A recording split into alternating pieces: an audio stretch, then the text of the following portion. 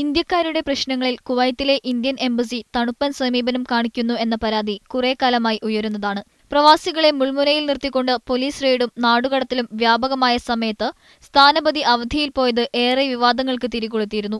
നൂറുകണക്കിന് ഇന്ത്യക്കാർ എംബസി പരിസരം ഉപരോധിച്ച സംഭവവും ഇക്കാലത്തുണ്ടായി. അംബാസഡറെ മാറ്റണം എന്നാവശ്യപ്പെട്ട് പ്രവാസി നേതാക്കൾ കേന്ദ്ര സർക്കാരിന് നിവേദനമയച്ച സാഹചര്യം വരെയുണ്ടായി. സതീഷ് സി മെഹ്ത സ്ഥലം മാറിപ്പോവുകയും പകരം സുനിൽ ജെയിൻ സ്ഥാനപതിയായി ചാർജെടുക്കുകയും ചെയ്തതോടെ എംബസിയുടെ പ്രവർത്തനത്തിൽ മാറ്റങ്ങൾ ഉണ്ടാകുമെന്ന പ്രതീക്ഷയിലായിരുന്നു കുവൈത്തിലെ ഇന്ത്യക്കാർ. ഇന്ത്യക്കാർക്കു നേരെയുണ്ടായ അതിക്രമവും പിടിച്ചുപറിയും അപ്പോൾ തന്നെ എഫ്ഐആർ സഹിതം എംബസിയെ അറിയിച്ചാൽ നടപടിക്കായി കുവൈത്ത് അധികൃതരിൽ സമ്മർദ്ദം ചെലുത്തുമെന്ന അറിയിപ്പിലൂടെയായിരുന്നു ജനകീയവൽക്കരണത്തിന് എംബസി തുടക്കമിട്ടത്. ജനങ്ങളുടെ പ്രശ്നങ്ങളെ അടുത്തറിയുക എന്ന ഉദ്ദേശത്തോടെ ഫേസ്ബുക്ക്, ട്വിറ്റർ അക്കൗണ്ടുകൾ ആരംഭിച്ചിരിക്കുകയാണ് കുവൈത്തിലെ ഇന്ത്യൻ എംബസി. ഫേസ്ബുക്കിലൂടെയും ട്വിറ്ററിലൂടെയും എംബസിയുമായി ബന്ധപ്പെടാനും അഭിപ്രായ നിർദ്ദേശങ്ങൾ അറിയിക്കാനും ഇതു സംബന്ധിച്ച പത്രക്കുറിപ്പിൽ പറയുന്നു.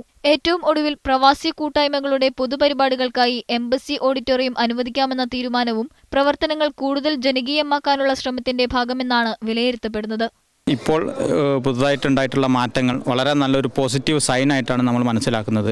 ഉദാഹരണത്തിന് ഇപ്പോൾ ഫേസ്ബുക്ക് അക്കൗണ്ട് തുടങ്ങിയതാണെങ്കിലും ട്വിറ്റർ തുടങ്ങിയതാണെങ്കിലും അതുപോലെ തന്നെ മുൻ നിലപാടുകളിൽ നിന്ന് വളരെ നല്ലൊരു പോസിറ്റീവായൊരു മാറ്റമാണ് ഇപ്പോൾ നമുക്ക് ഫീൽ ചെയ്യുന്നത്. Media 1 Kuwait city.